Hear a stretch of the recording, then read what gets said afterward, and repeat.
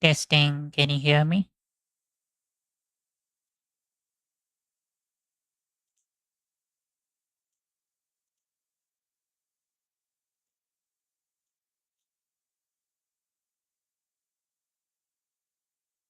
This stream is unlisted right now, but I'm going to make it public later.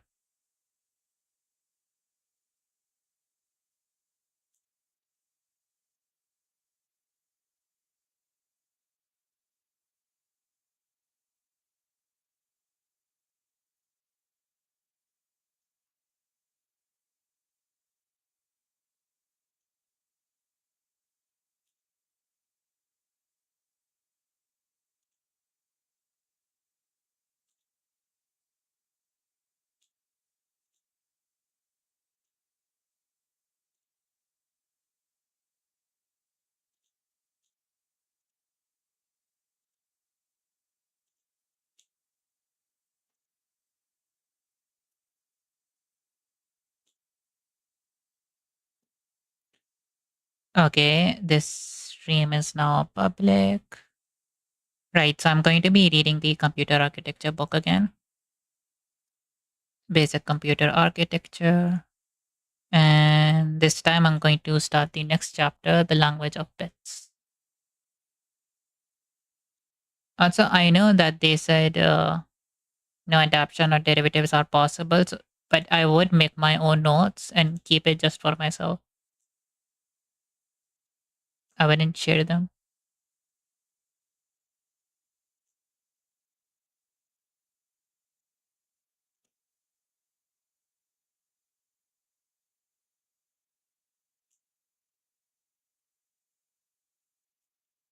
Yeah, the language of bits. A computer does not understand words or sentences like human beings. It understands only a sequence of zeros and ones. We shall see in the rest of this book that it is very easy to store, retrieve, and process billions of zeros and ones. Secondly, existing technologies are to implement computers using silicon transistor are very compatible with the notion of processing zeros and ones. A basic silicon transistor is a switch that can set the output to a logical 0 or 1 based on the input. The silicon transistor is the basis of all electronic computers today, right? That we have today, right from processors and mobile phones to processors and supercomputers. Some early computers made in the late 19th century processed decimal numbers. They were mostly mechanical in nature. It looks like for the next few decades, students of computer architecture need to study the language of zeros and ones in great detail. Now, let us define some simple terms. A variable can be either 0 or 1. A variable that can be either 0 or 1 is called a bit. A set of 8 bits is called a byte. So a bit is either 0, 1, and a byte is 8 bits. In this chapter, we shall look at expressing different concepts in terms of bits. The first question is, what can we do with our notion of bits? Well, it turns out that we can do everything that we could have done in our basic circuits if our basic circuits were able to process normal decimal numbers. We can divide a set of operations into two major types, logical and arithmetic. Logical operations express concepts of the form the red light is on and the yellow light is on.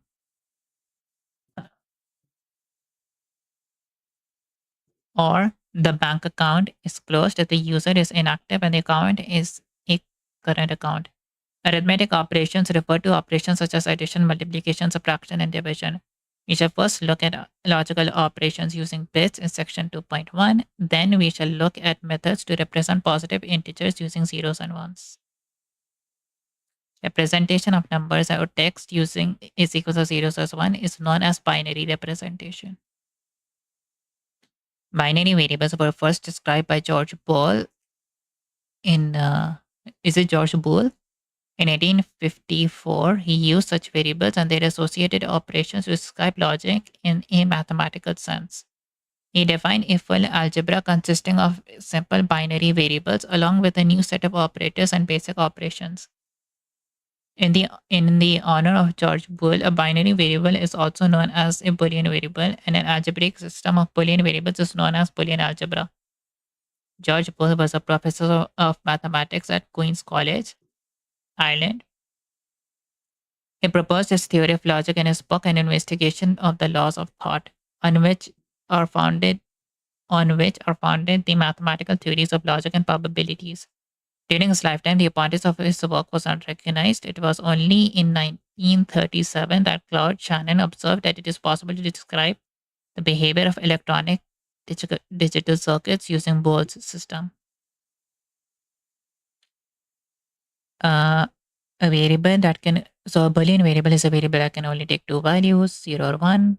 Boolean algebra and an algebraic system consisting of Boolean variables and some special operators defined on them. A simple Boolean variable can take two values, 0 and or 1. It corresponds to two states of a system. For example, it can represent the fact that a light bulb is off or on. It is easy to represent a Boolean variable in an electronic circuit. If the voltage on a wire is 0, then we are representing a logical 0. If the voltage is equal to a supply voltage VDD, then we are representing a logical 1. You just have an opportunity to read more about electronic circuits in chapter 7. Wait. What is chapter 7 about? Logic gates, register, and memories. We shall consider a simple Boolean variable A. Let us assume A represents the fact that the light bulb is on. If A is on, then the bulb is on, else it is off. Then the logical complement or negation of A represented by not A represents the fact that the bulb is off. If not A is 1, then the bulb is off, otherwise it is on. Logical complement is known as the NOT operator. Any Boolean operator can be represented by the means of a truth table, which lists the outputs of the operator for all combinations of the input. So A, when it is 0, not A is 1, and when A is 1, not A is 0.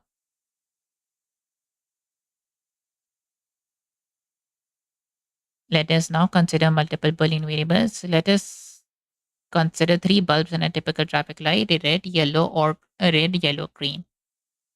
Let the states at a given time t be represented by the Boolean variables r, y, g respectively.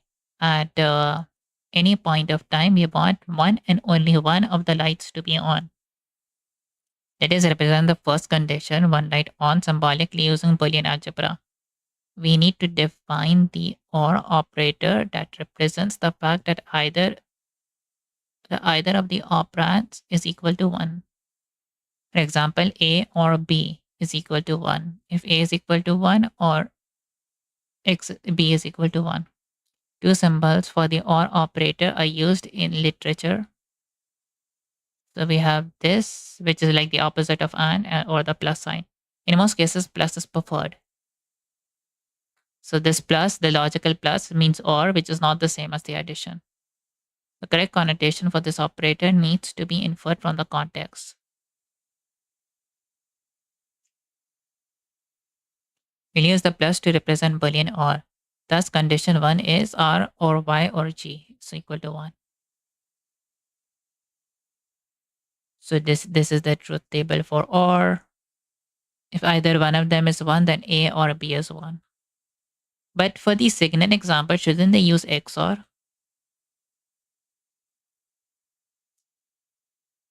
Let us now try to formalize condition 2. This states that one light needs to be on. Only one light needs to be on. We can alternatively say that it is not possible to find a pair of bulbs that are on together.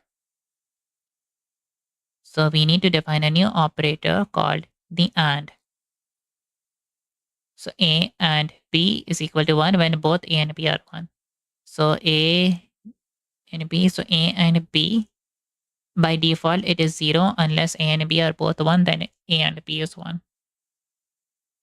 We thus observe that it is possible to represent complex logical statements using a combination of Boolean variables and operators. We can say that not and or are basic operators. Let us derive a set of operators from them. So we have NAND and NOR. So NAND is like if we have and then we not it. Right.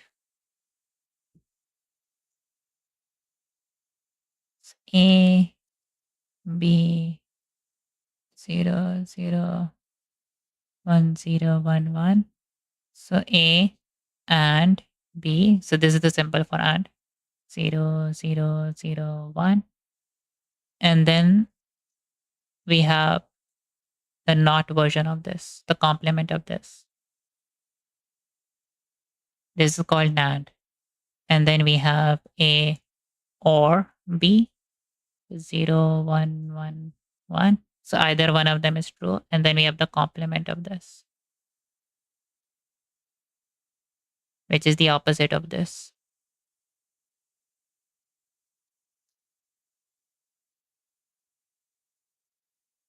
And that's a NOR gate. So a NOR is this, or, and then not, and then AND is this. So NAND is this, and then not. NAND and NOR are very important operators because they are known as universal operators. We can just use the NAND operator or just the NOR operator to construct any other operator. Let us now define the XOR operator that stands for exclusive OR.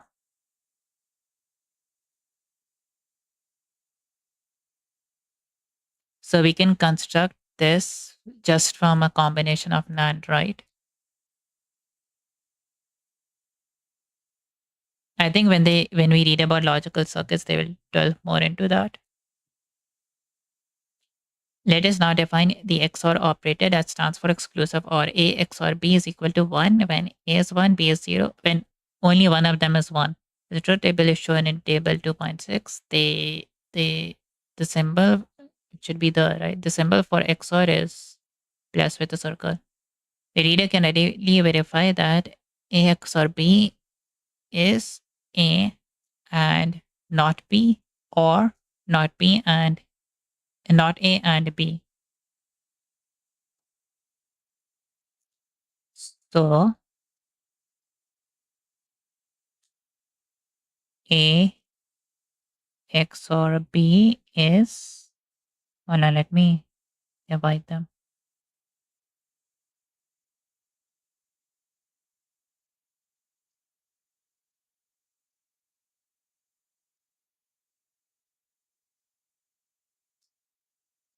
A XOR B 0, 0, 1, 1.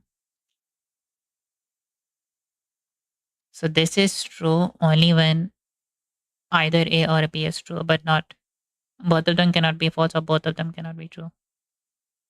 So A XOR B is true when not A and B, or A and not B.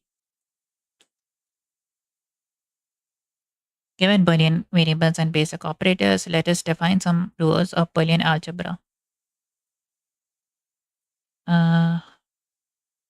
Let us look at some rules governing the not operator. Definition: not 0 is 1 and not 1 is 0. And then the double negation, so not A is just A. So we have the, for OR and operators, we have the identity. So A or 0 is A and 1 is A.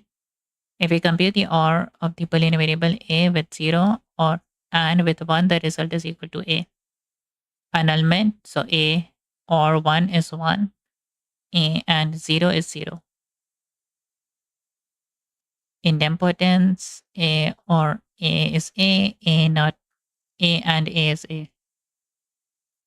Complementarity, A or not A, so this will always be 1. A and not A, this will always be false. Commutativity, so A and B is B and A, and then A or B is the same as B or A. Hold on.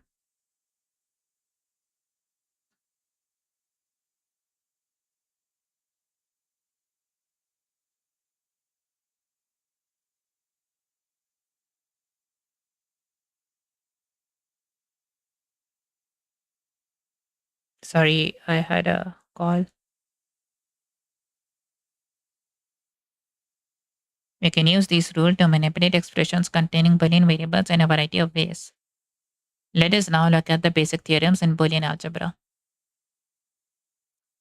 De Morgan's law, so which says A or B is equal to not A and not B.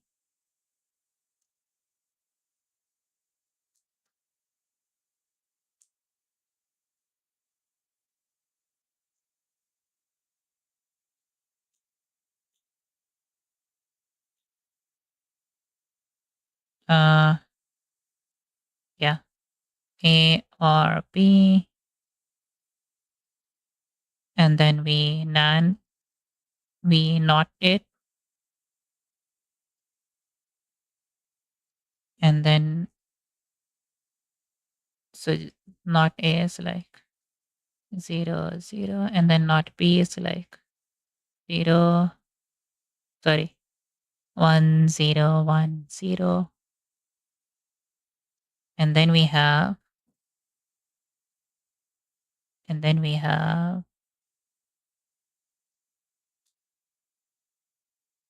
not A and not B. So this is 1, 0, 0, 0, and this matches with this. Similarly, we can prove that A and B, so NAND is equal to not A or not B.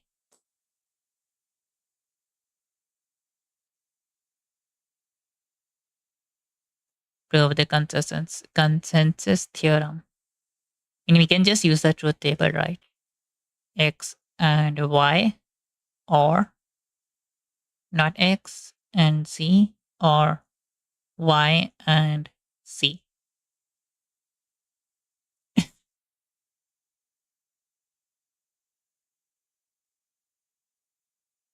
Not X and C, or Y and C. So they did and with this, and okay.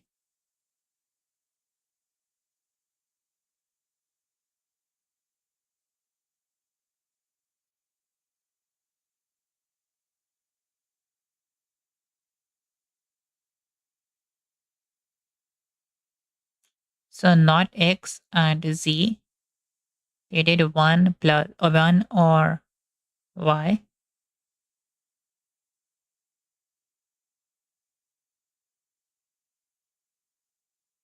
This and this and this.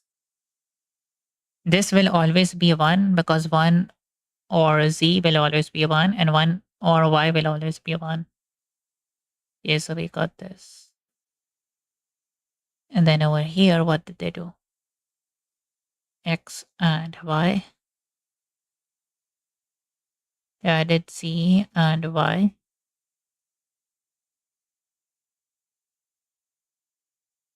Why even bother adding this if it's just going to be 0 in the end?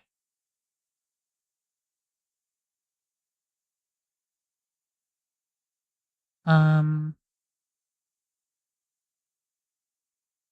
Oh no, they expanded this actually. They did that here. X or Z and not X or Y.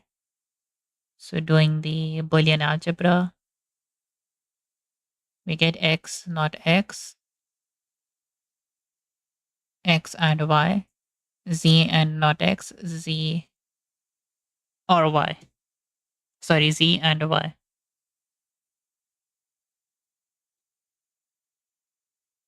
So this becomes 0, X and Y remains, Z and not X remains, Y and Z remains.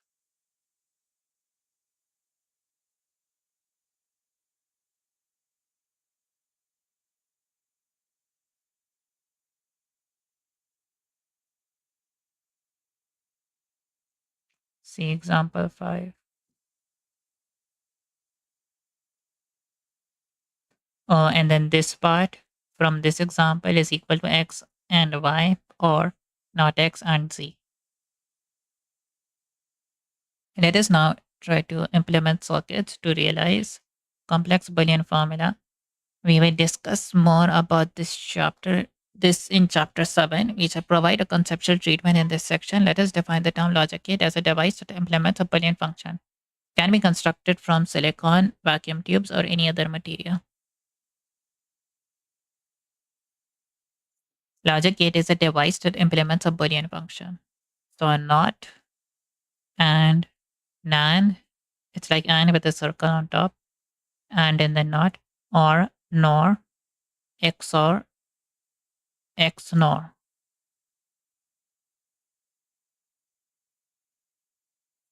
It is now considered a generic Boolean function.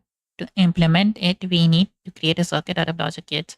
Our aim should be to minimize the number of gates to save area, power, and time. Let us first look at a brute force method of implementing any Boolean function. We can construct the truth table of the function, then try to realize it with an optimal number of logic gates.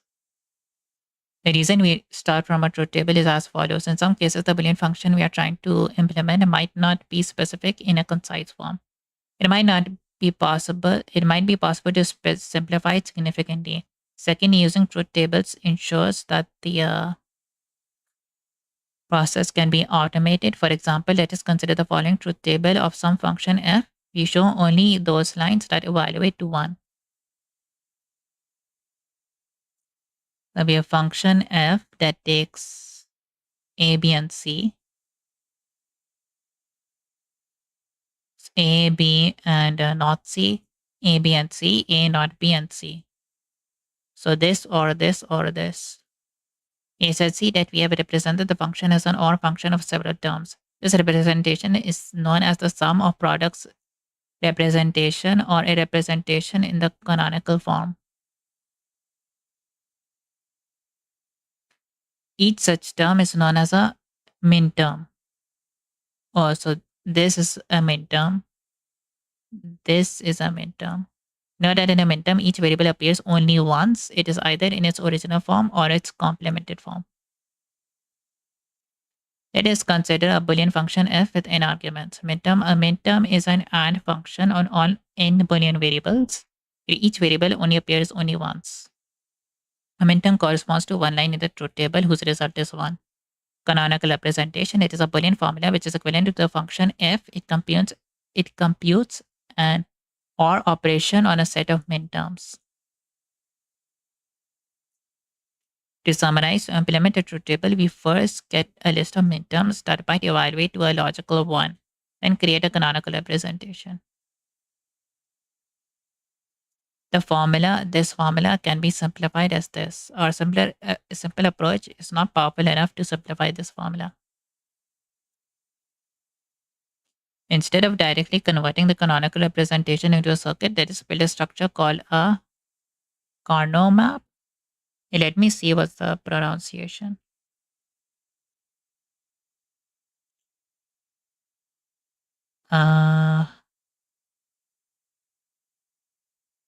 Read it out.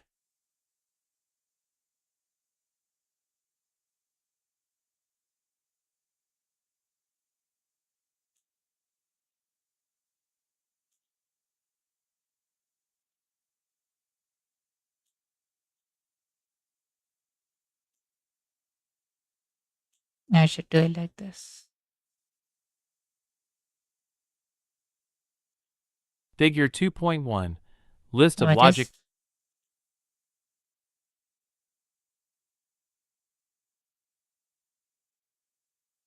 The canonical representation into a circuit.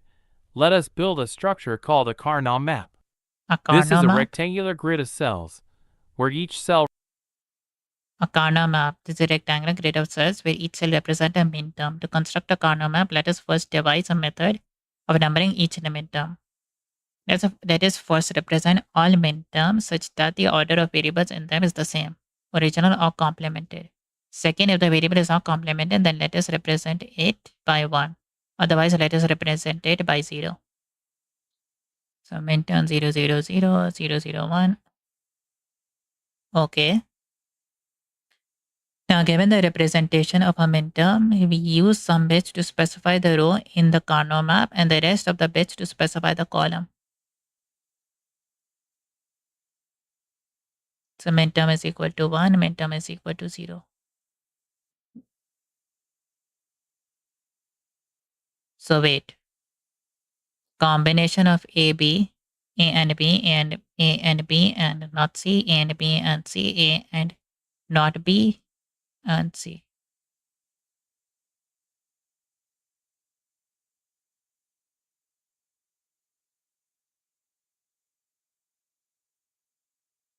Say with A and B, which is A, B is 1, 1. And then with not C, So 110, 111, 101. 110, this is blue. 111, this is blue. And 10, this is blue. Now let us proceed to simplify or minimize the function. We construct the Carnot map as shown in figure 2.2. For our simple function, we mark all the cells that are 1 using dark colors. Let us consider the first midterm, A and B and not C. Its associated index is 110. We thus locate the cell 110 on the Carnot map and mark it. Okay, then what do you do at the end? You see that we have 3 marked cells. Furthermore, since adjacent cells differ in the value of only one variable, we can combine them to a single Boolean expression. I'm getting these phone calls.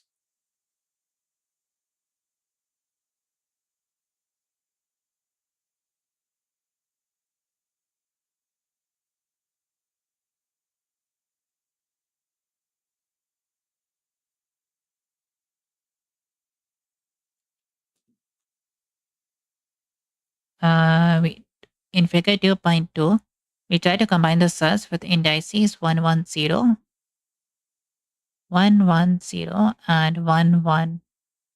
Hold on, what? 110 and 111. Shouldn't it be these two that are combined? They differ in the value of the Boolean variables C. After combining them, we have the Boolean expression A and B and not C, or A and B and C is equal to A and B. We have thus replaced two minterms by a smaller yet equivalent Boolean expression. Hence, we get the minimized A and B, or A and not B and C.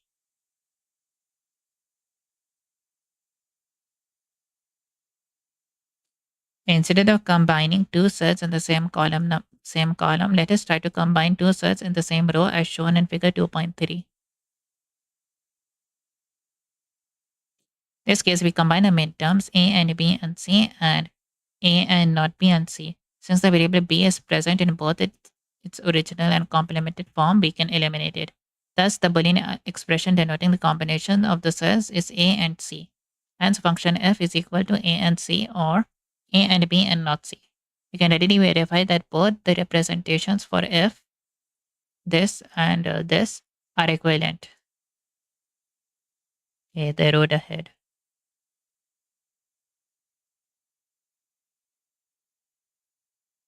Ever since man developed higher intelligence, he has to face the need to count. For numbers from 1 to 10, human beings can use their fingers. Okay, and then they're talking about the unit, right? To derive the real value of a number, we need to scan the number from left to right and keep on adding the values. To make things further complicated, there is an additional rule. If a smaller number is preceded by a larger value, then we need to subtract it from the total sum. And that there is no notion of negative numbers and zero in this system. Furthermore, it is extremely difficult to represent large numbers and perform simple operations such as addition and multiplication.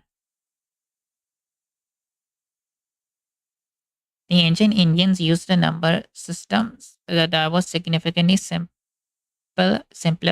fundamentally more powerful. The Arabs carried the number system to Europe sometime after the 7th century, and thus this number system is popularly known as the Arabic number system.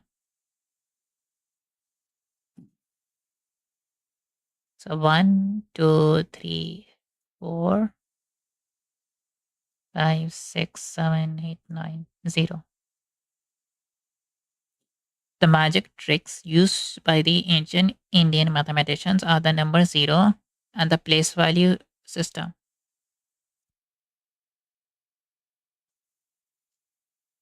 The magic trick used by the Indian mathematicians used a sequence of 10 symbols, including 0 as the basic alphabet for numbers.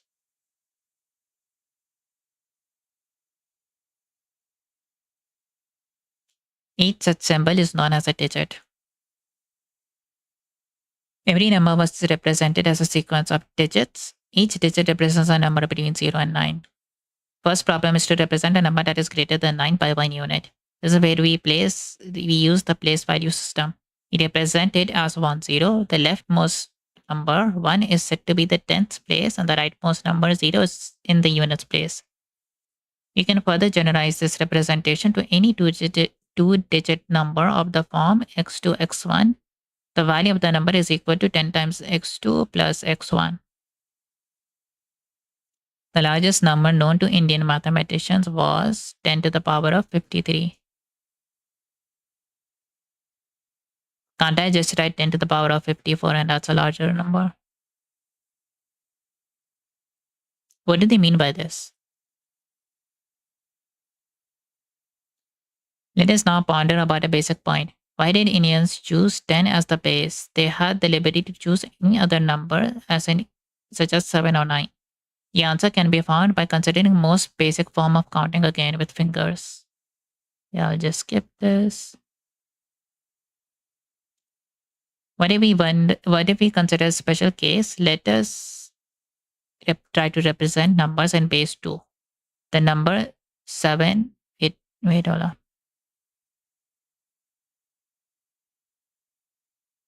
So 3243 with the subscript of 10 means the number 3243 being represented in base 10. So 1022 in base 8 is equal to 8 to the power of 3 is equal to 530 in base 10. Wait.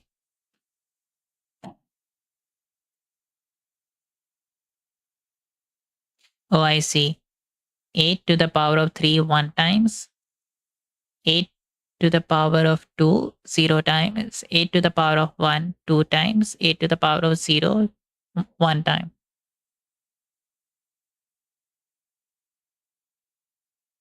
Did I skip an important part? Never mind. The number 7 in base 10 can be represented as 1 in base 2 and 12 in base 10 is equal to 1100 in base 2. There is something interesting about this number system. Every digit is either 0 or 1. As we shall see in chapters 7 and 8, computers are best suited to process values that are either 0 or 1. They find it difficult to process values from a larger set. Hence, representing numbers in base 2 should be a natural fit for computers. A number system based on Indian numerals that uses a base equal to 2 is known as binary number system. And if it's base 10, then it's decimal.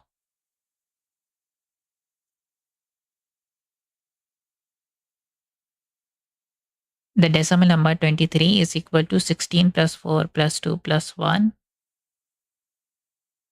That can be represented as 1 0 1 1 1.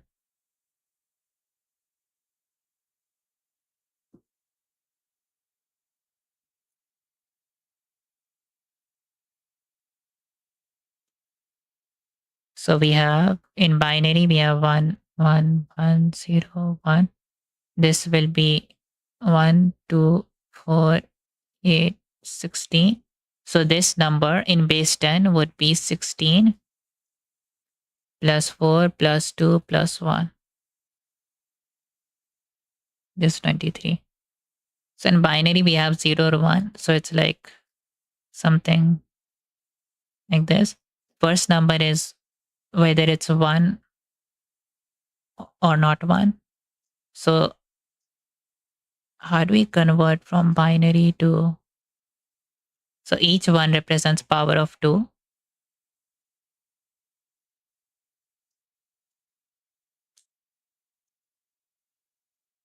So if we want to convert this one and sequence of 1 and zeros into base 10, we have to add all the power of 2 that is associated with it. So 1 and then 4 and then 16 and then 128. So this number is this in base 10.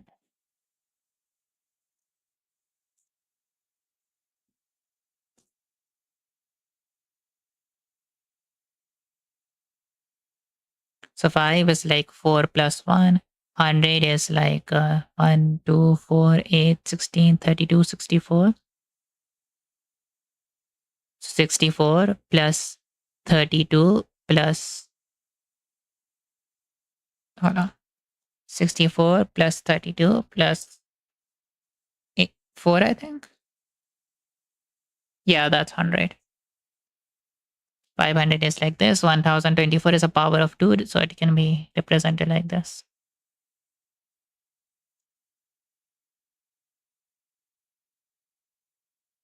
Let us now define two more terms, the most significant bit and the least significant bit.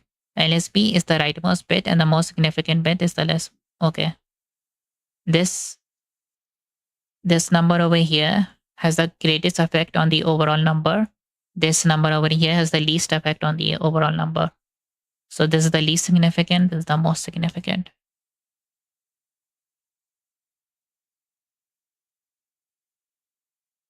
So the least significant is the rightmost, the most significant is the leftmost. Hexadecimal and octal numbers. If we have a 32-bit number, then representing each number in binary will take 32 binary digits. For the purposes of explanation, this representation is unwieldy. We can thus make our representation more elegant by representing numbers in base 8 or base 16. We shall see that there is a very easy method of converting numbers in base 8 or base 16 or base 2. Numbers represented in base 8 are known as octal numbers. They are traditionally represented by adding a prefix 0. The most popular representation is the hexadecimal number system. It uses a base equal to 16. Oh, I see. So we have, so for binary, we have two symbols, 0 and 1. We use these two symbols to represent our numbers. In decimal, we have 10 symbols, 1, 2, 3, 4, 5, 6, 7, 8, 9. Use these 10 symbols to represent our numbers in decimal. And then in hexadecimal, yeah, we have 16 symbols. A, B, C, D, E, F, 6. Hold on.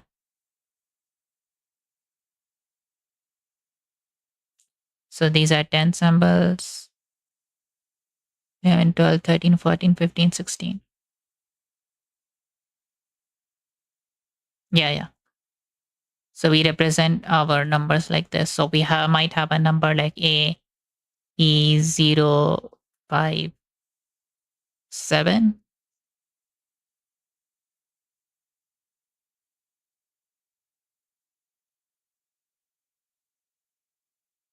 This may be a hexadecimal. How do you convert it again?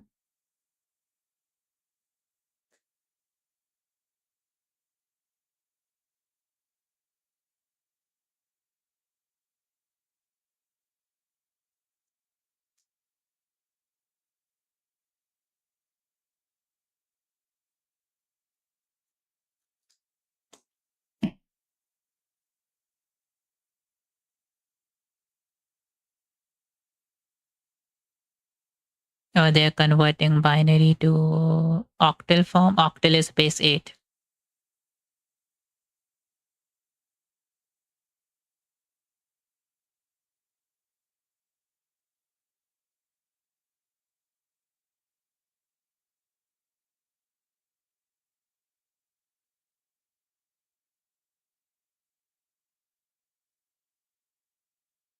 Convert this to hexadecimal. Hexadecimal is base 16.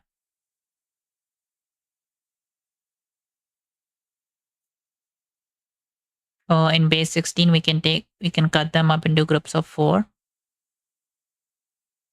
And then check where the value is between 0 to 16. For octal, we can check where we can cut them up into groups of 3 and we can check where the value is between 0 to 8. This here is 2, this is 1, this is 6. So the octal form is 0, 6, 1, 2. The 0 prefix here means that this number is an octal. The 0x prefix means that this number is a hexadecimal. I was just thinking one thing. How do you convert from base 16 to base 10?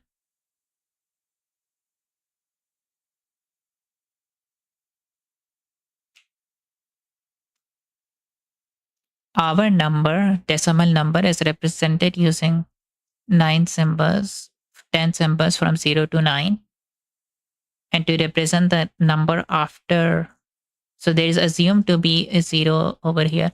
To represent the number after 9, we increment this number by 1. Then this all the way till 99. And to show the next number, we increment the 100 digit by 1, right? 0, 0. So this is 0, 1, 2, 3, 4, 5, 6, 7, and 9. And then the same thing, but this also increments every time. So 0 to 9, and then 0 to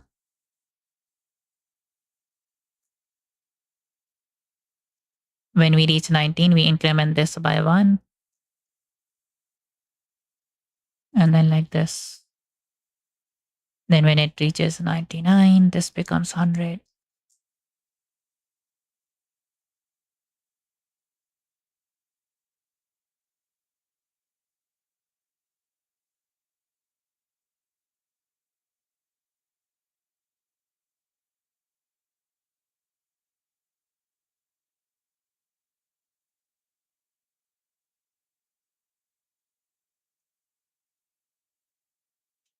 Now, what was I thinking? Yeah, I will figure it out off stream because this place, this digit signifies where we are in the unit digit. This digit signifies how many tens we are adding. This digit signifies how many hundreds we are adding, right?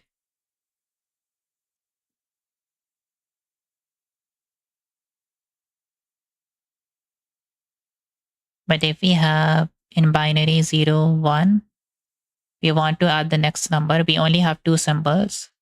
So we need to increment this by 1. 1, 1. Now incrementing this, do it like this.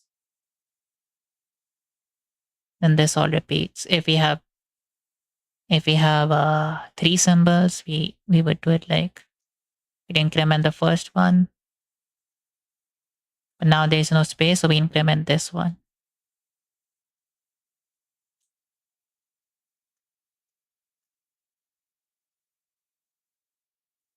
Yeah.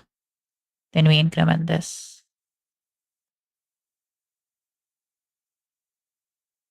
And in base 16, we go from here 0, 1, 2, 3, 4, 5 all the way till F. There is 16 symbols, right? Then we increment this.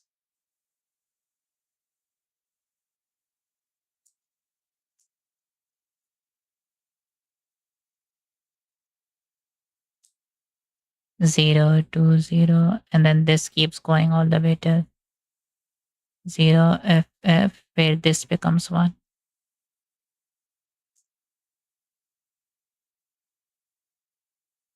I'm thinking about the conversion. If F is 16,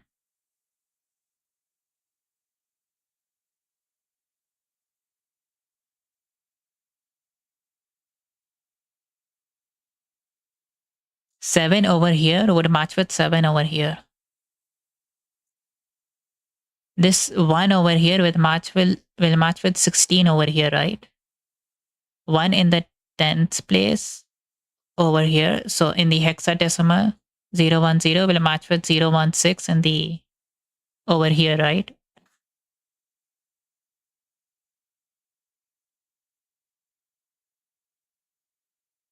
So this is like how many times here we reach 16. So if it's 5, we have reached 16 once over here. We have reached 16 again over here. So 5 over here means we have reached 16 the 5th time.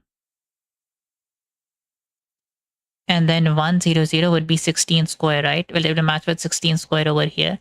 The 100 means we have reached 16 times. So it will match 16 square over here. And then 200 is like we have reached 16 square twice. So if we have something like this is like 7 normally in the like in decimal, this is normally 7 over here matches 7 over there. And then, okay, wait. And then add that with, if we just look at the 5 in hexadecimal, that would be 16 times 16 times, so 16 5 times, right? Wait. I can break this down as A,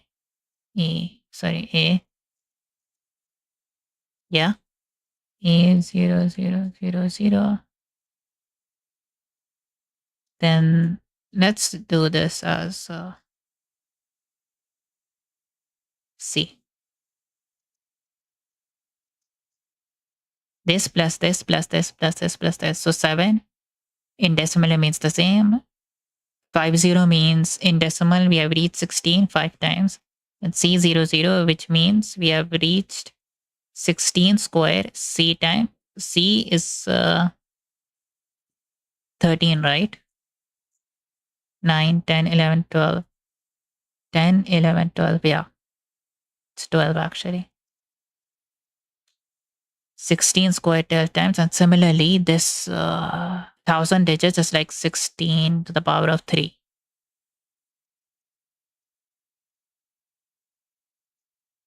This would be 14, right? 12, 13, 14. 14. And then times it with 16 to the power of 4. Times it with 10.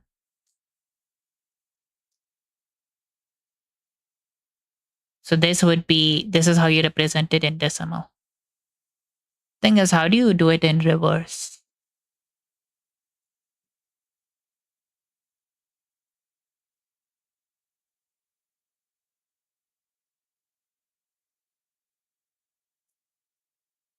If I have 352, huh.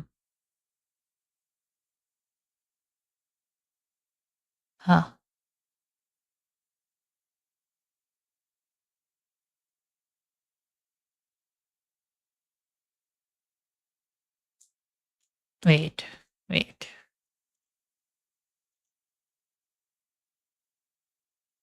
What is, I'm just opening a calculator.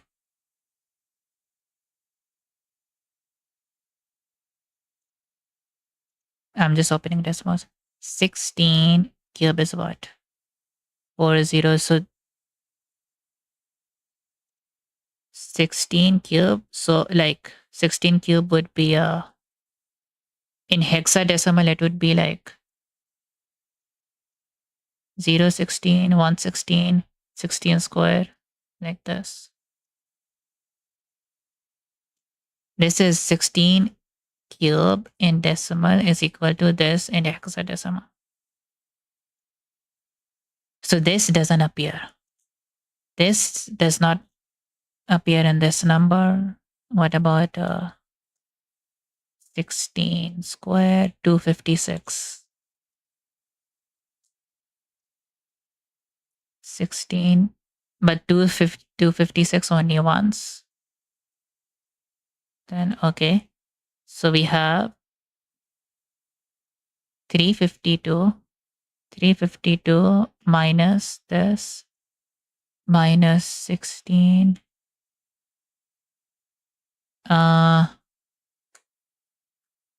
2 times 16, 4, 5, 7, 4, 5, 6. Okay. 16 squared. So in base 10, 16 squared plus 6 times 16 would give us 352. So in decimal, we have 0 to 9. So 16 would be 1 0, but that appears 6 times. So that would be, 16 would be, 1 0 in base 16. And this needs to appear 6 times. So 6 0 plus. So 6 0 plus 16 squared, that's this digit over here, that needs to appear once. So this in base 16 is 352. I might be wrong, so adding binary numbers is as simple as adding decimal numbers. For adding decimal numbers, we start from the rightmost position and add digit by digit. Okay. So what is this? So addition. So plus over here is addition. So in base 2, a plus b, addition of two binary bits. We have carry 1, a plus b plus the carry from previous sum is equal to sum plus carry out. A plus b plus carry in, and then the sum is this, and then the carry out.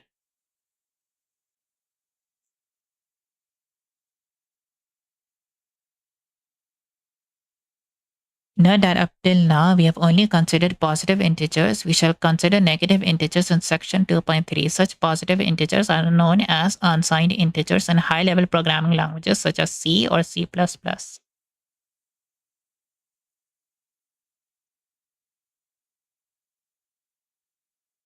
Positive integers are unsigned. Signed is like positive and negative. A regular 32-bit unsigned integer can represent numbers from 0 till to the power of 32 minus 1. The range of each data type is given in table 2.11. Table 2.11. So 2 bits is from 0 to the power of 16. Okay, wait. So if we have how many? 2 bytes. 1, 2, 3, 4. I'll just write 1, 0. 1, 2, 3, 4, 5, 6, 7, 8. Okay.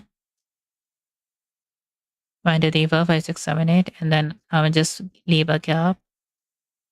1, 2, 3, 4, 5, 6, 7, 8. 2 to the power of 1, 2 to the power of 2, 2 to the power of 3, 4, 5, 6, 7, 8, and then 16. Okay. Why does it say minus 1? So 1 bit can represent at max 0 or 1, right? So from 0 till 1.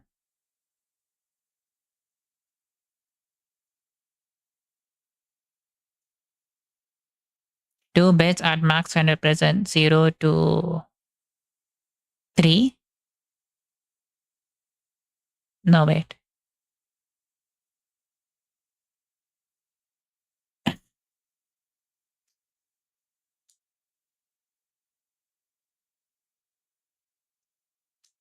Zero to 3, and then over here.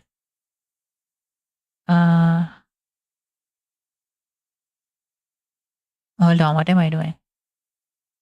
0, 1. 0, 1. 2, 3. So this is 2. This is okay. Now I get the confusion. This represents 1. This represents 2. This represents 4. This represents 16.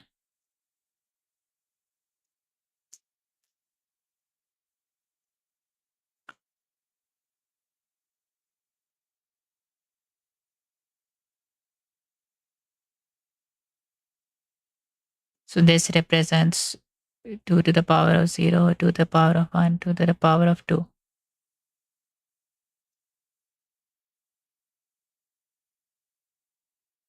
So we need this to represent 2 to the power of 2 or more. But without this, the max we can represent is 2 to the power of 2 minus 1. Okay, I understand. 0, 1, 2, 3, 4, 5, 6, 7. 2 to the power of 7. So this represents the 2 to the power of 7 number or higher. What is that number? 2 to the power of 7. Okay, 128. This digit alone, like 1000, this represents 128 in decimal, and we can use this digit to represent 128 or higher. So this digit have to be 1 to represent 128 or higher. So if this digit does not exist, the max we can represent is 128 minus 1, or 2 to the power of 7 minus 1.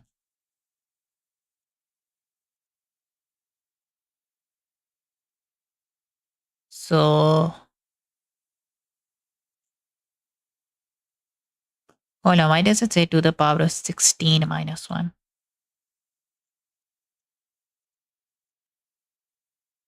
8, 9, 10, 11, 12, 13, 14, 15. Should be 2. This is 2 to the power of 15. Oh yeah, the max all of this could represent, if we had another bit over here, that would be 2 to the power of 16. The max this could represent is 2 to the power of 16 minus 1. Yeah.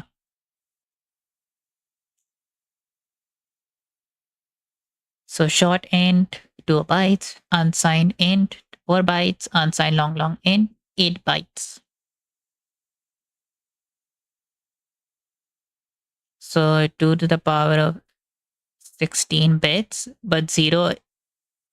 But if we are counting 0 itself, then 2 to the power of 16 minus 1.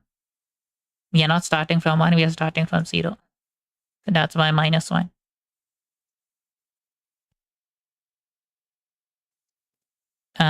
In decimal, we add a negative sign. We add a dash sign before to represent it as a negative. We can, in principle, do the same with a binary number or devise a better representation. Let us consider the generic problem first. For a number system, considering a set of numbers S, we wish to create a mapping between each number in S and a sequence of ones and zeros.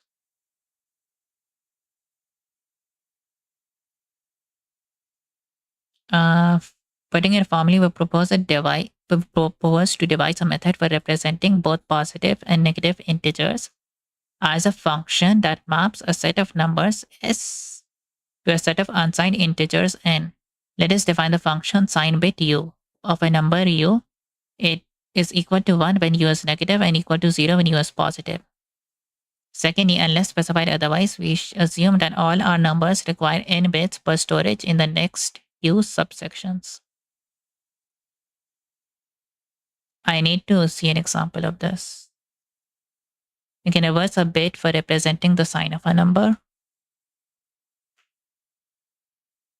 If it is equal to 0, then the number is positive, it is negative. This is known as a sign magnitude representation. Let us consider an n-bit integer. We can use the most significant bit as the designated signed bit. Use the rest of the number to represent the number's magnitude. The magnitude of a number is represented using n-1 bits. This is simple and intuitive representation. In this representation, the range of the magnitude of an n bit is from 0 till n, 2 to the power of n minus 1 minus 1.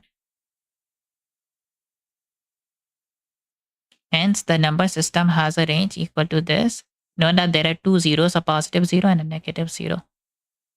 So from what I understand, what they're saying is that this digit will be used to represent a negative or a plus. So if this normally, wait.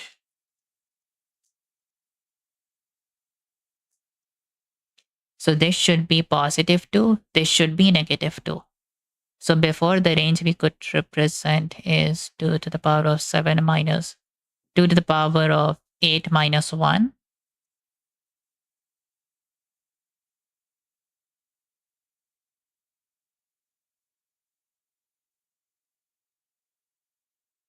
Now the range is, if we remove this bit, then it's 2 to the power of 7 minus 1, but also the negative numbers. So the range goes from 2 to the, just for this, 2 to the power of minus 1, and then also the negative side.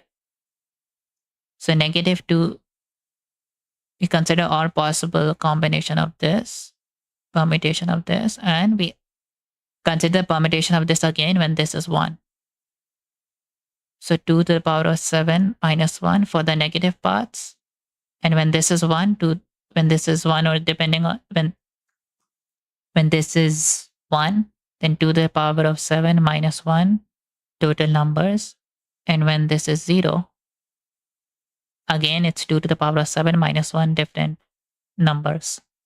And 0 is represented twice because we have like this can be represented as 0, positive 0, and this can also be represented as 0, but it would be negative 0.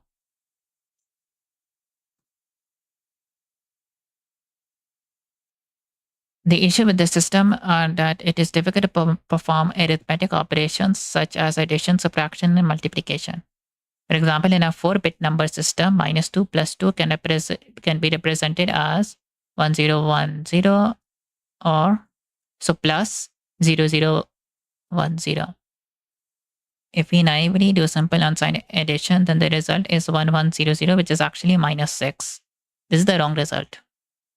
For positive number, let us use the same basic scheme that assigns the most significant bit to a dedicated sign bit, which is 0 in this case. Moreover, let the rest of the n-1 bits represent the number's magnitude.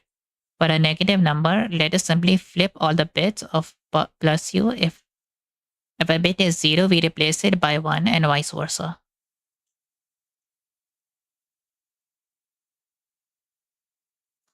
Okay.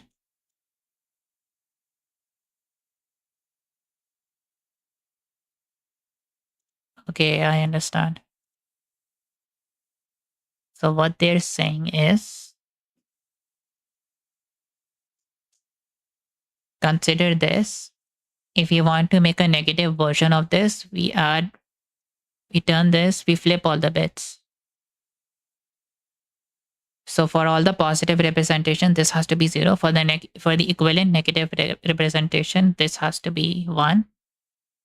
And all of these has to be flipped.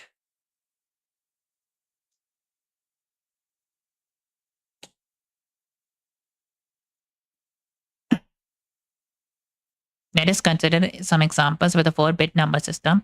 Represent 2 as 0010. Here the sign bit is 0, signifying that it is a positive number.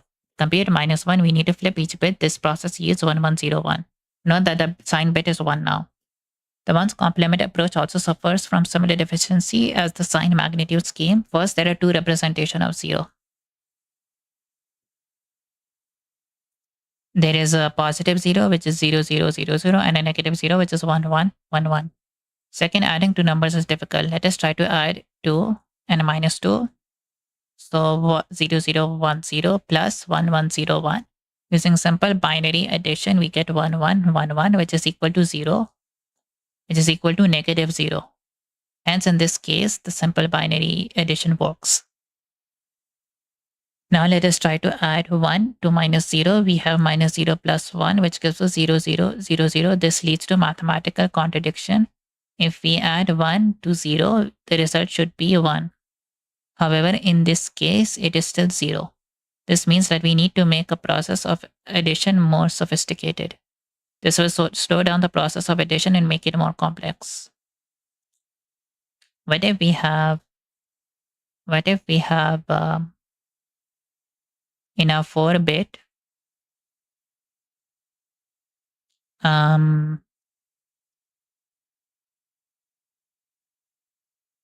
this signifies negative. Wait. So 1, 2, this is 3. 3 in base 10. And this is negative 3.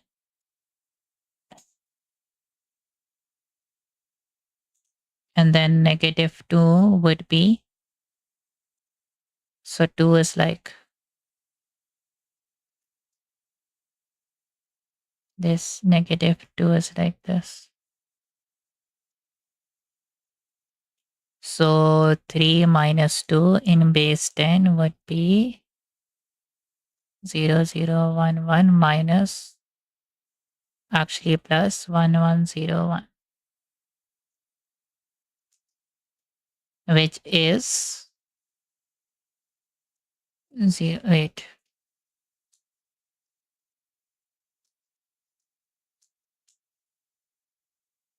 0, 1, 0, 1, 0. Wait a minute, it carries to the other side.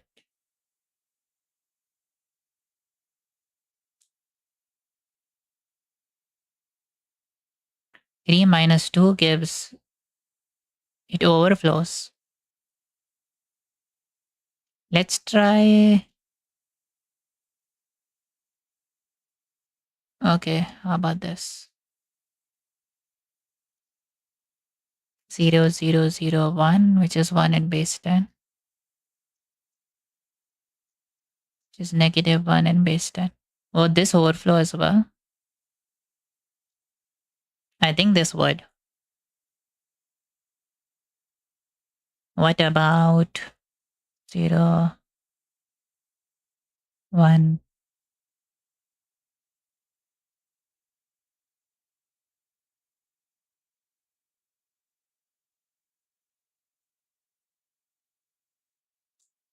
One zero one one zero 1 0 0.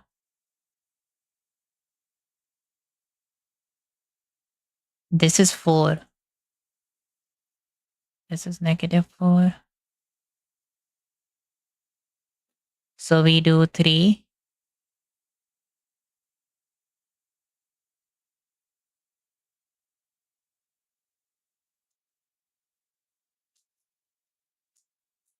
Base 10 is 0 0 1 1. Yeah, 1 0 1 1.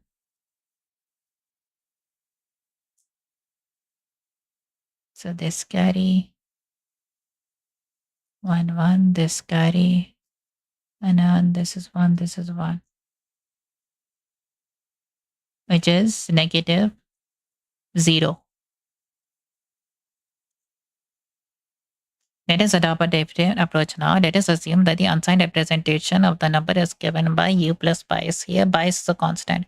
Let us consider several examples using 4-bit number system. The range of the unsigned numbers is from 0 to 50. Let the bias be equal to 7. Then the actual range of the number is from -7 to +8.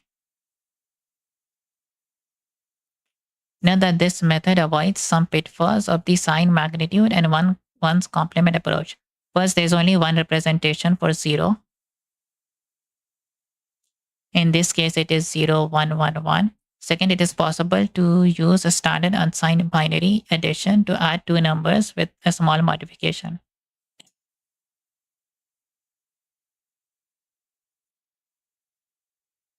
Okay, so normally before with the unsigned, we represented the same way we did before, and the range was from here. But this time the range for this was here, this. But this time we add a bias. We add a bias such that we subtract the digit. We add some constant bias where the range is subtracted. So this is equivalent to, you convert it normally and then subtract the bias.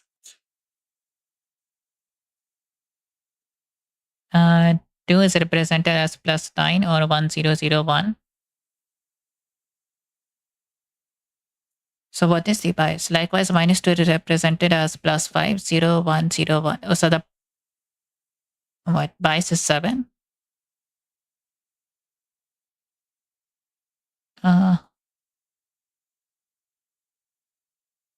If we add 2 and -2, we are effectively adding the unsigned numbers 5 and 9. 5 plus 9 is 14. This is not the right answer. The right answer should be 0. It should be represented as 0, 1, 1, 1 or +7. Nonetheless, we can get the right answer by subtracting the bias. Hence, the algorithm for addition is to perform simple binary unsigned addition and then subtract the bias. Finding simple binary subtraction is also easy. However, performing binary multiplication is difficult. The bias values will create issues. In this case, if the real value of A is A, We are representing a plus bias. We multiply a and b and I b. We are in effect multiplying a plus bias and b plus bias. To recover ab from a plus bias times b plus bias is difficult. We desire a simpler representation, the 2's complement method. Here are the lessons that we learned from sign magnitude, 1's complement, and bias space approach. We need a representation that is simple. We would ideally like to perform signed arithmetic operations. It is not desirable to have two representations for 0. Keeping all of these requirements in mind, the 2's complement system was designed. To motivate this number system, let us consider a simple 4-bit number system and represent the numbers in a circle. Let us consider unsigned numbers. Figure 2.6 shows the numbers presented in a circular fashion. As we proceed clockwise, we increment the number, and as we proceed anti-clockwise, we decrement the number. This argument breaks at one point as shown in the figure. This is between 0 and 15. If we increment 15, we should get 16. However, because of the limited number of bits, we cannot represent 16. We can only capture its 4 low-order bits, which are 0, 0, 0, 0. This condition is called an overflow. Likewise, we define the term underflow, which means the number is too small to be represented in a given system. We use in this book we shall sometimes use the word overflow to denote both an overflow and an underflow.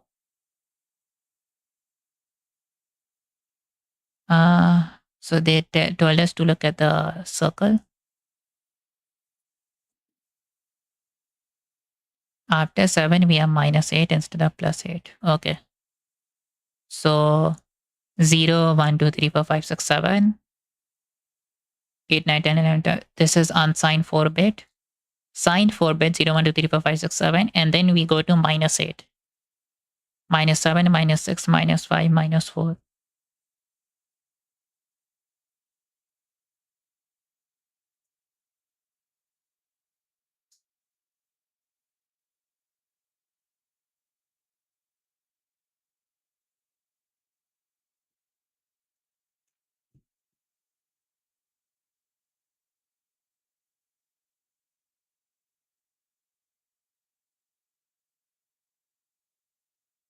Okay, so this time the 1 in the most significant digit represents the negative version of that number.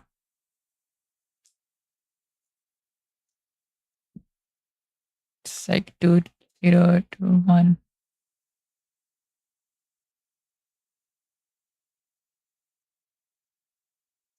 So normally, so this time it's in 2's complement everyone. 2 4 8 16 32. This would be negative 32 this time.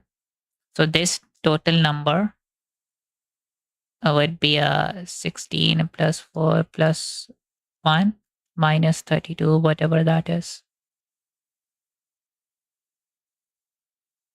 16 plus 4 plus 1 minus 32 minus 11. This number would be minus 11.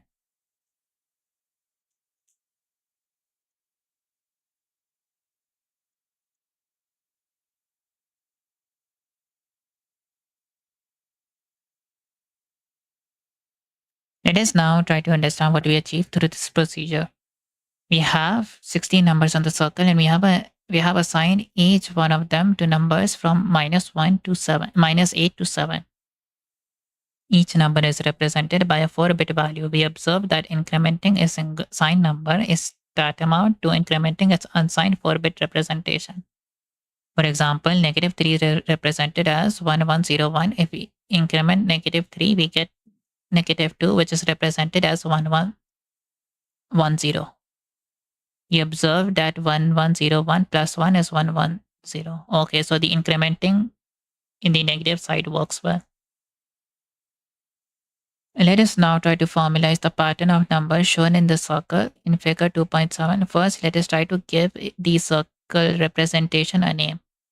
Let us call it a number circle. In a number circle, we observe that for numbers between 0 and 7, the representation is the same.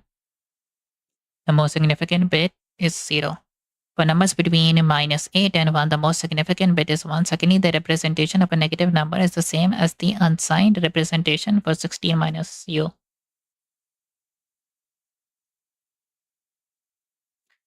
You can generalize the process of creating number circle. To create n-bit number circle, to add a positive number a to a positive number b, we need to proceed a steps in the clockwise direction from b. If a is negative, then we need to proceed a steps in the anti-clockwise direction.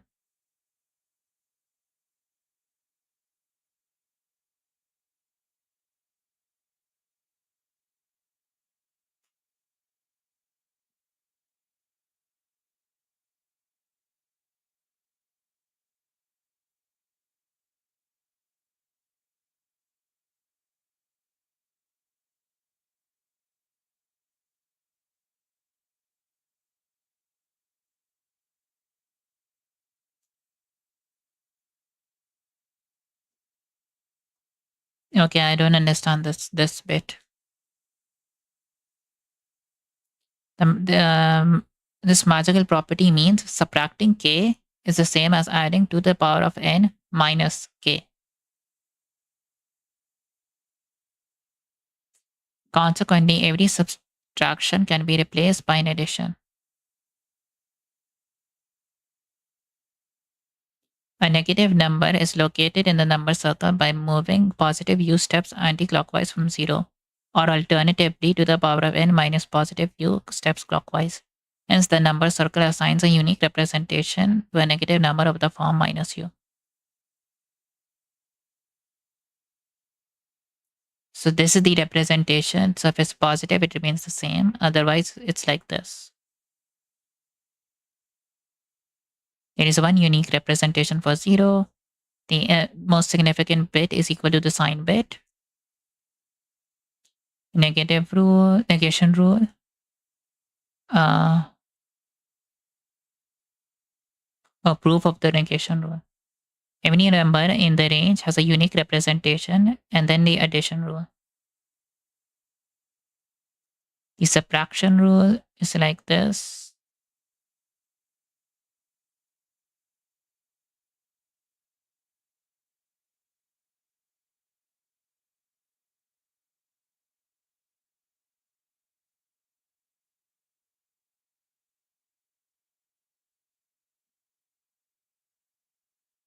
The loop rule, the multiplication rule, assume no overflows, it multiplies properly. If u and a are positive, then this statement is trivially true. If u and a are negative, then we have u is the negative of u, and then v is the negative of this. And the negative version of this is represented like this.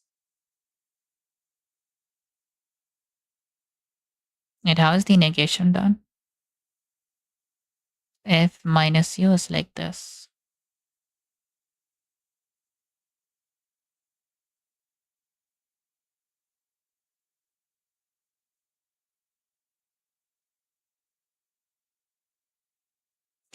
It has observed that the 2's complement number system and the number circle based method makes the process of representing both positive and negative numbers easy.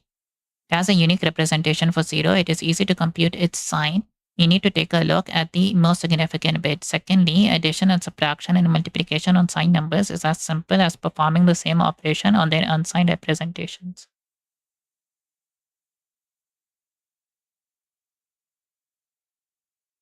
Let us assume we want to convert a number's representation from a 16-bit to a 32-bit. If the number is positive, then we just need to prefix it with 16 zeros. Let us consider the case when it is negative. Let the number again be of the form minus u. Its representation in 16 bits is to the power of minus 16 to the power of 16 minus u. Its representation using 32 bits is 2 to the power of 32 minus u.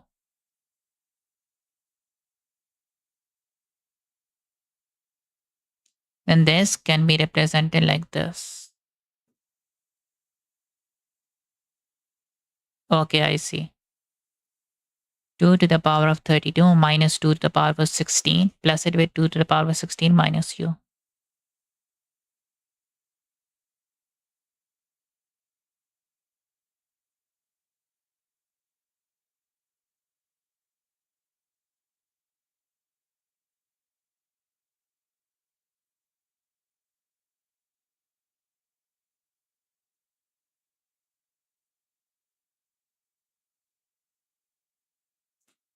For a negative number, we need to prefix it with 16 ones.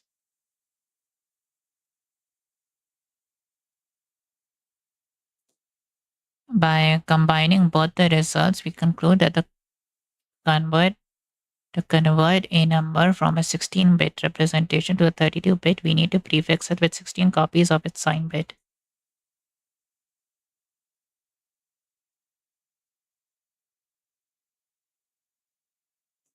Checking if it has resulted in an overflow.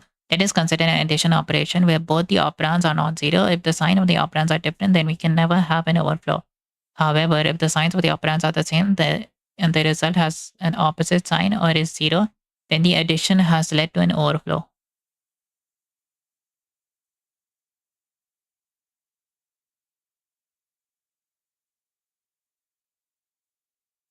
Assigned n bit number a is equal to this.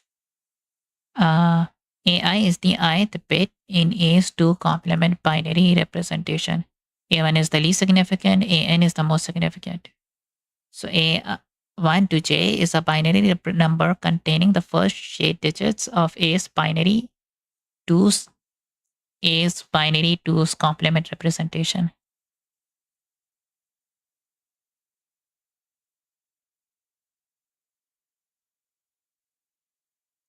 Floating point numbers are numbers that contain a decimal point, for example, 3.923 or minus 4.93. Note that the set of integers are a subset of set of floating point numbers. An integer such as 7 can be represented as 7.000. We shall describe a method to represent floating point numbers in binary format in this section. A fixed floating point number has a fixed number of digits after the decimal point. For example, any value representing money typically has 2 digits after the decimal point for most currencies in the world. In most cases, there is no reason for having more than 3 digits after the decimal point. Such numbers can be represented in binary easily.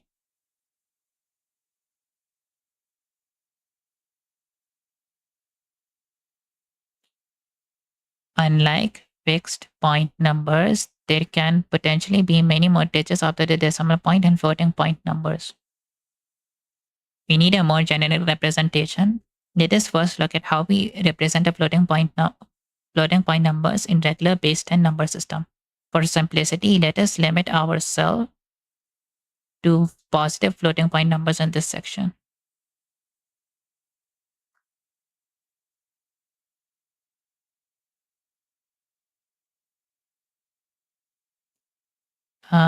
So examples are this.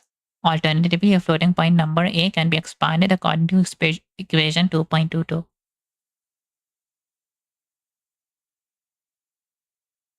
So 1, 3, 4, 4. So in base 10, it can be written like this: 10 to the power of 0, 1, 10 to the power of minus 1, 10 to the power of minus 2 as 4, 10 to the power of minus 3 as 4. You can try to expand a as like this. Here xi is either 0 or 1. We have negative exponents from negative 1 to negative n, non-negative exponents from 0 to n. The negative exponents represent the fractional part of a number. So number expansion. So 2 to the power of minus 2. Okay, I see. So 3.75. In binary, if we have a floating point somewhere, this would be represented as 0.011. Yeah.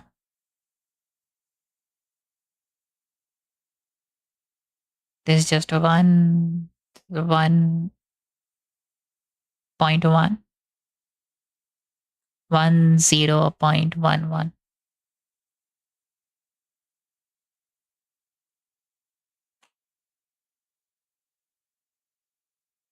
Let us try to represent a positive floating point number in a binary format using equation 2.23.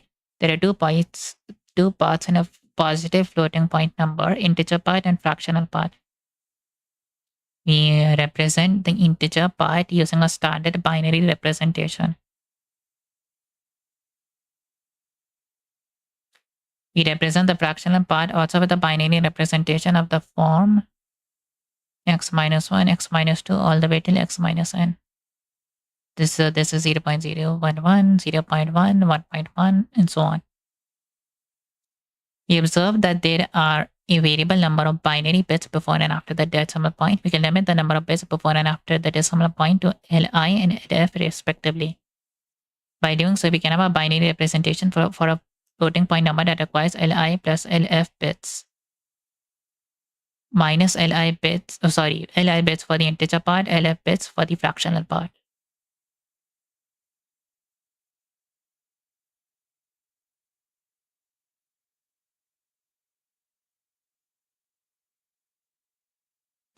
Let us slightly modify a generic form to expand the range of numbers that we can represent. We start by observing that 101110 in binary can be represented as 1.01110 times 2 to the power of 5. This number is the significand. As a convention, we assume the first binary digit is the significand is 1. The decimal point is right after it. Using this notation, we can represent all floating point numbers as a is equal to p to the power of times 2 to the power of x.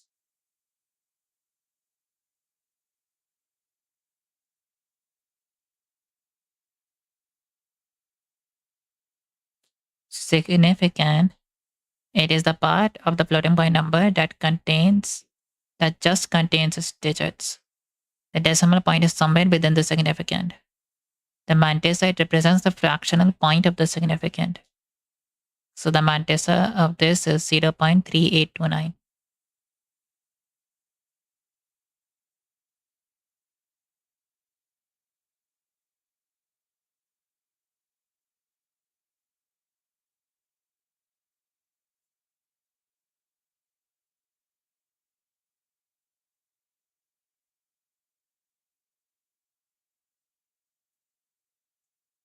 So IEEE 754 format for representing floating point numbers.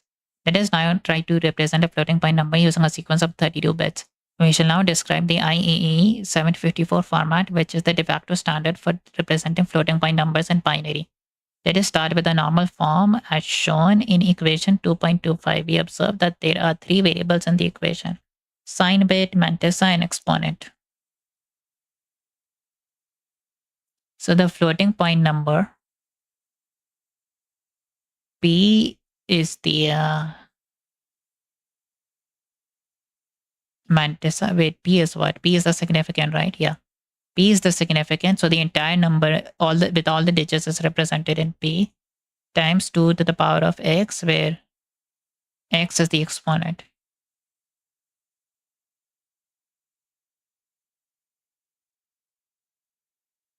I need to see an example of what they mean by this.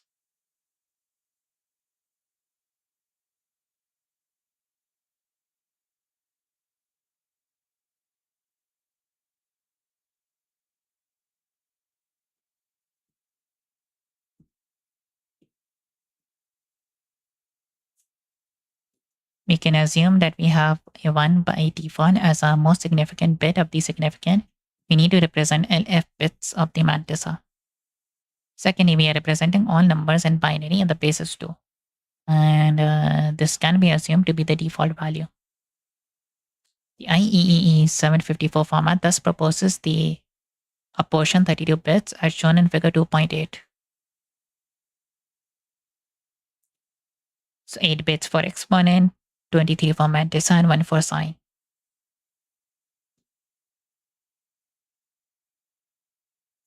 The exponent x is represented by number e, where e is equal to x plus bias. In this case, bias is equal to 127. Thus, if the exponent is 10, it is represented as 137. The exponent is negative 20, it is represented as 107.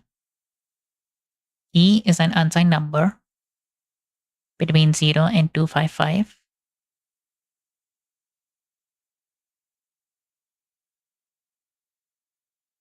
The valid range for A for normal floating point numbers is 1 to 254. Thus, the exponent can vary from negative 126 to 127. Yeah, I need to see an example of this.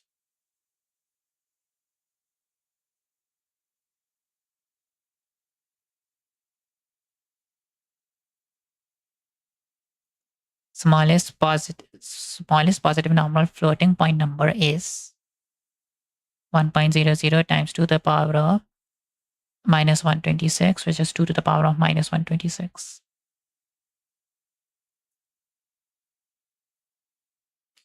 1.111123 ones times 2 to the power of 127,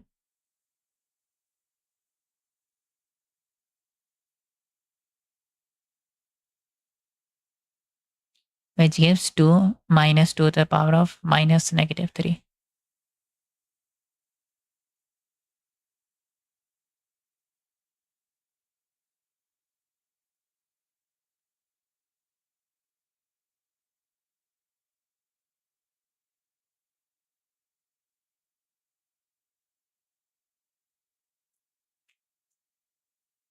We reserve two values of E, 0 and 2 by 5 to represent special numbers.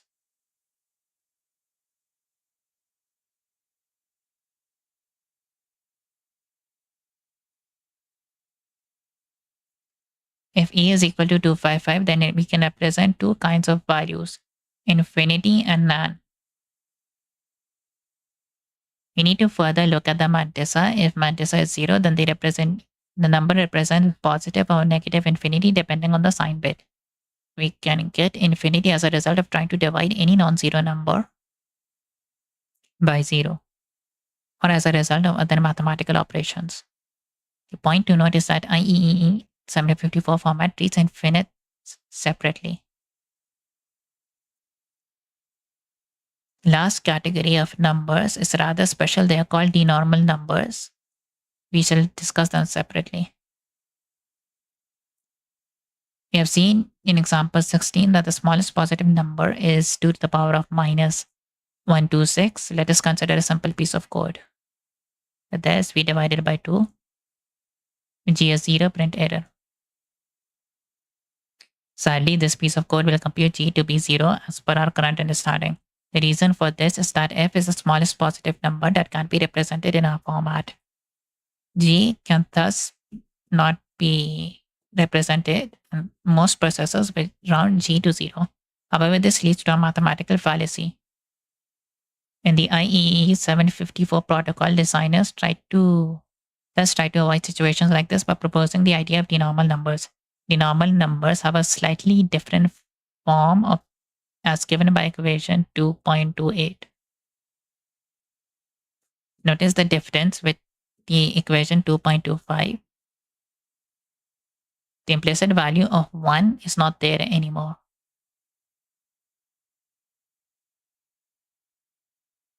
So before we had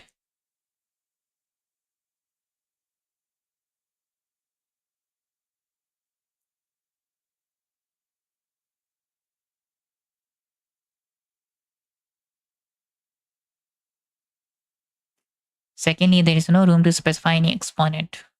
What do they mean by implicit value of 1?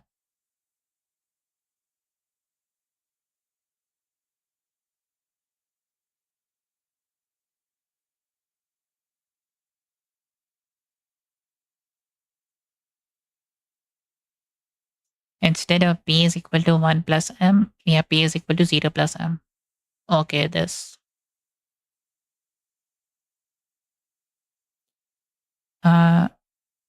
Secondly, there is no room to specify an exponent. This is because e is equal to 0. The default exponent is negative 126. We can view denormal numbers as an extension of normal floating point numbers on both sides.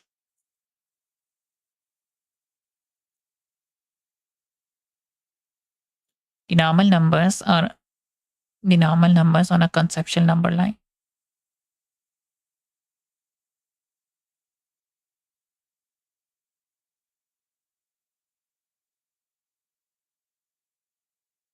By using denormal numbers, we will not get a wrong answer if we divide 2 to the power of minus 126 by 2 and then compare it with 0. Denormal numbers can thus be used as a buffer such that normal arithmetic operations do not give unexpected results. In practice, incorporating denormal numbers in a floating point unit is difficult and they require a lot of time to process. Consequently, it's a lot of small embedded processors do not support denormal numbers. However, most modern processors running on laptops, desktops have full support for denormal numbers. We observe that using 32 bits, the largest number that we can represent is roughly 2 to the power of 128, which is approximately 10 to the power of 38. We might need to represent numbers, especially while studying cosmology. We might need to represent larger numbers, especially while studying cosmology. Secondly, there are only 23 bits of precision. If you're doing highly sensitive calculation, then we might need more bits of precision. Consequently, there is an IEEE 754 standard for double precision numbers. These numbers require 64 bits of storage. They're represented by double data type in C or Java. The mantissa is now 52 bits long. We have 11 bits for representing the exponent. The bias is equal to 1023. The range of the exponent is from negative 122 to 1023.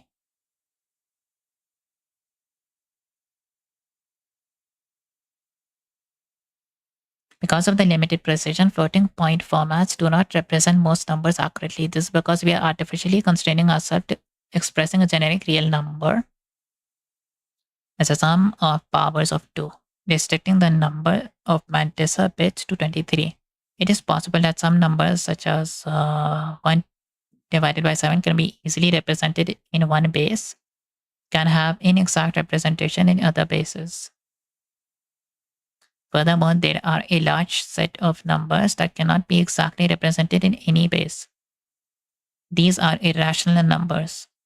This is because a floating point representation is a rational number that is formed of repeatedly adding fractions. Floating point math has some interesting and unusual properties. Let us consider the mathematical expression involving two positive numbers, a and b, so a plus b minus a. You would ideally expect the answer to be non-zero. However, this need not be the case. Let us consider the following code snippet. 2 to the power of 50 minus 2 to the power of 50 and then plus 2 to the power of 10. Due to the limited number of mantissa bits, there is no way to express this plus this. If the dominant term is 2 to the power of 50, then our flexibility is only limited to numbers in the range of 2 to the power of 50 plus minus 23. Hence, a processor will compute a plus b equal to a and thus c will be 0. However, if we slightly change our code snippet to look like this, c is computed correctly. We thus observed that the order of the floating point operations is very important. Program has to be either smart enough to figure out the right order, or we need a smart compiler to figure out the right order of operations for us. Floating point operations are clearly not associative. Due to the inexact nature of floating point mathematics, programmers and compilers need to pay special attention when dealing with very large or very small numbers, as we have also seen. A string data type is a sequence of characters in a given language such as English. For example, test is a string of 4 characters. You need to derive bitwise representation for it. ASCII stands for American Standard Code for Information Interchange. It is a format that assigns 7-bit binary code for each English language character, including punctuation marks. Most languages use the ASCII format, use the 8 bits to represent each character. 1 bit is essentially wasted.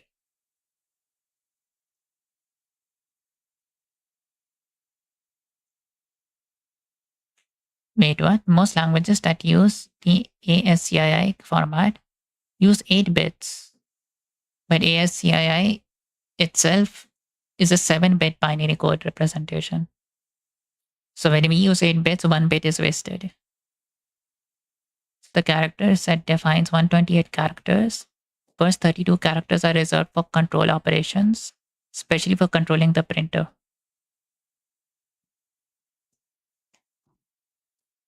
For example, the zeroth character is also known as the null character. It's commonly used to terminate strings in the C language. Similarly, there are special characters for backspace, line feed, and escape. The common English language characters start from 32 onward.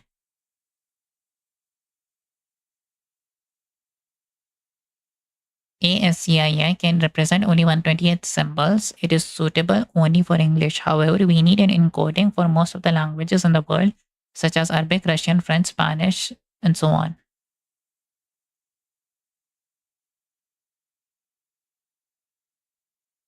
The Unicode format was designed for this purpose.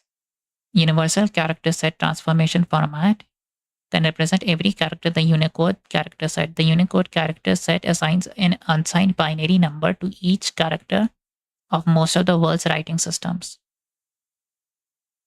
UTF-8 encodes 1 million characters defined in the Unicode character set. It uses 1 to 6 bytes. What is this? 16 bytes? No, 1 to 6 bytes for this purpose. UTF-8, I don't understand what this is. UTF-8 is compatible with ASCII. First 128 characters in UTF-8 correspond to the ASCII characters.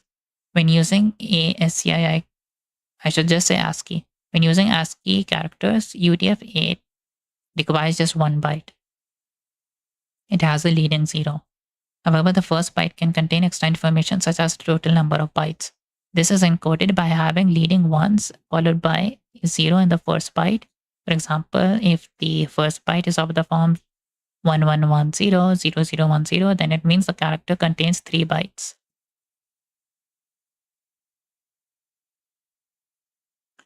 Each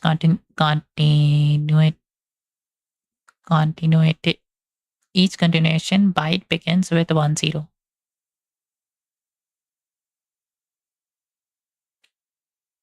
Most of the languages that use variations of the Roman script, such as French, German, and Spanish, require 2 bytes. Oh, so this is the ASCII representation. Small a is 97. Capital A is 65. And so on. 0, the character 0 is code 48. UTF-8 is the standard for World Wide Web. Most browsers, applications, and operating systems are required to support it. UTF-8 has superseded by UTF-16 and 32. 16 uses either 2 bytes or 4 bytes encoding to represent all the Unicode characters. It is primarily used by Java in the Windows operating system. UTF-13 encodes all characters using exactly 32 bits. It is rarely used since it is an inefficient encoding.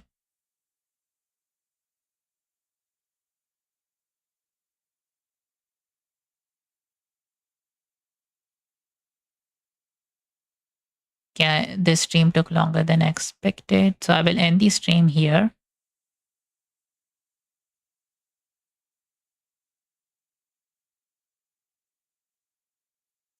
I'll end the stream here. I might do some of these exercises next stream, but I'm gonna end the stream here, and yeah, I'll see you guys next time. Bye.